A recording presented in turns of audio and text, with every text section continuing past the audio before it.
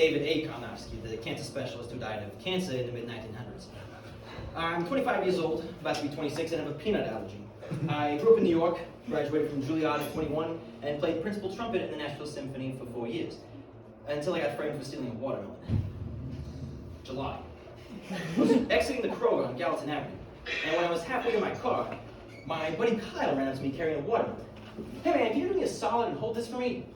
Before he even finished speaking, he dropped the watermelon into my arms. I saw him run off and flip over the side of a white pickup truck into the pickup part. I'm not really sure what that's called. I drive a Tesla. I first met Kyle at Juilliard. He had developed a passion for cello 2 years earlier, and with typical infuriating talent, had learned to play like nobody's business. He used that skill to get accepted into Juilliard, where he stayed for a semester and a half before dropping out to chase his new dream of being a mechanic. By the time of the watermelon incident, engines had given way to psychology, and he was doing social experiments all over the place. I first got my hint as to what this particular social experiment was when two security guards ran up behind me. One was fat, the other less so. Hey you! You have to return that watermelon. Why? Because you didn't pay for it. Well, of course I didn't pay for it. So you refuse to return it? It's not mine to return. It's my friend's watermelon. I don't care whose it is, as long as you pay for it. Well, that doesn't seem fair. You don't think that's fair, huh? Well, how would you like it if I stole something from you? What? I didn't steal this, if that's what you're implying. I'm not implying. I saw you take it. So this was the experiment. Kyle was trying to see how I respond when I'm accused of stealing a watermelon that I definitely didn't steal. Unfortunately, at that point, I was only focused on messing up his experiment, not on keeping myself out of trouble. Okay, sure. Maybe I did steal this watermelon. What are you going to do about it? This fat man pulled out a taser and my heart skipped a beat. I didn't know what to do. The watermelon slipped between my arms and cracked on the asphalt. A voice behind me yelled, "Run!" So I did. Kyle was the one who yelled run, of course, which left me running from the cops with a psycho cellist mechanic as my accomplice. Neither of us had very much experience evading law enforcement, so we were quickly caught and thrown in jail.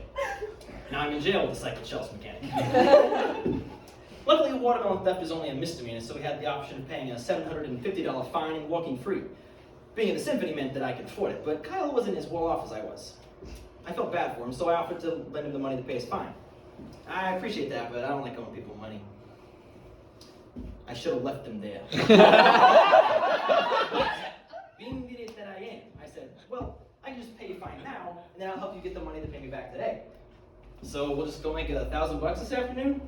Yeah, it can't be that hard, right? I guess we could try that. So I paid his fine, like an idiot, at the police station. On the way back to Kroger, we made up a plan for making money.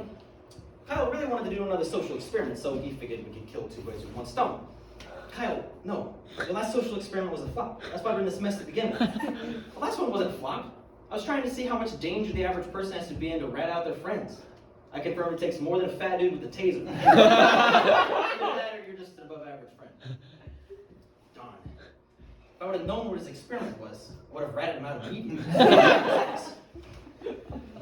Maybe the next experiment should be seeing how long your friends stay friends when you use them as guinea pigs in social experiments that could really get them hooked. Nah, I have a better idea. We dress up as homeless people, but one of us looks way more pitiful than the other, and we'll see who gets more money. It didn't really make any sense, but I went along with it because I didn't have the heart to crush his dreams. We went back to his apartment and got some raggedy clothes from his costume box, leftovers from his stint in the theater. We applied makeup, messed up our hair, and came out looking thoroughly pitiful. So, are there any places I'm not allowed to pay?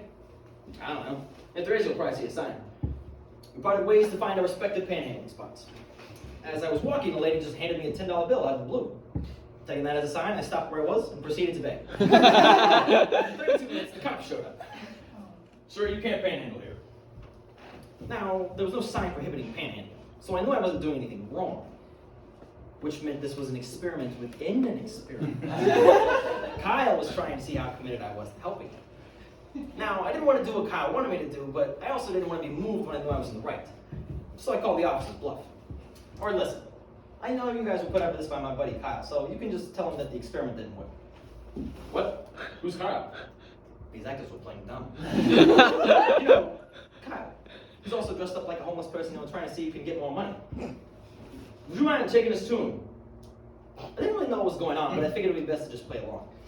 We walked down the street until we found him, and apparently he was panhandling in front of a bank, which is illegal. Apparently, the place that I was panhandling was also illegal, despite there being no sign. They also said there was a sign, but I know for a fact that there wasn't. They were writing up our tickets when Kyle just took off running. I ran after him, yelling, "Kyle, wait!" And short story short, we got arrested. Now, I know what you're thinking. Wow, how stupid you have to be to get arrested twice in the same day. And I'm here to tell you, not very. I got arrested twice in the same day, and I am no idiot. Once again, we were able to pay a fine, going away, and once again, I lent Kyle the money he needed to pay it. And so now we had to figure out a new plan for making money. So what's the plan now? I don't know. You still play cello? Yeah? Well, we go busk on the street somewhere. I see musicians doing that all the time, so I know it's legal. Yeah, I guess that could work. So we got our instruments and met at the corner of 4th and Commerce. This time it took 3 hours for the police to show up. There were 2 of them. One of them was tall and slim, and the other was tall and jacked. I was sure these guys were real. They looked at it. Besides, I was done messing with experiments anyway. Hello, officers. Hello. You match the description of a man who's been seen shoplifting from several stores in the area, so we're gonna have to take you in for questioning. Okay. We also have a warrant for your arrest for trespassing and assaulting people with vegetables. I looked over at Kyle and looked like he'd swallowed a piece of gum in the middle of a sentence. I haven't done any of those things, but I assure you I'm more than willing to cooperate.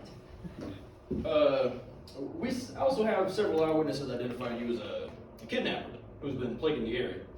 Then a third cop walked up. What's going on here? The first 2 cops didn't answer right away, so I just explained the situation. People have accused me of being a shoplifter and a kidnapper, and these officers have a warrant for my arrest. I was just explaining to them that I didn't do those things, but I'm more than willing to cooperate. Oh, I've also assaulted people with vegetables. No. My friend is not a criminal, and these guys are just actors who are helping me with the social experiment. What? Is that true? The fake cops shook their heads and said no, but they definitely looked a bit nervous. Impersonating a cop is illegal, you know. You can get up to a year of jail time. However, this man does look familiar, and I feel like I know him in association with shoplifting, so I'm just gonna have to take you all in.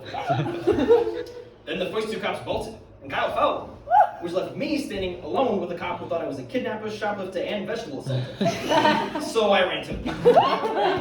At that point, I'd had actual experience evading law enforcement, so I wouldn't get caught, right? And the real cop was just one guy. He couldn't catch all 4 of us. I had 30 days in jail to rethink that logic. I was quite a vegetable assault, but I had run from the cops 3 times, which turned out to be a big enough crime to get you kicked out of the National Symphony. Who knew? No sooner had Kyle been released than a new passion had drawn his interest in psychology. And a disgraced musician, experienced in interacting with law enforcement, was exactly the partner he needed to pursue it. I would have been happy to never touch one of his harebrained schemes again, but I was desperate.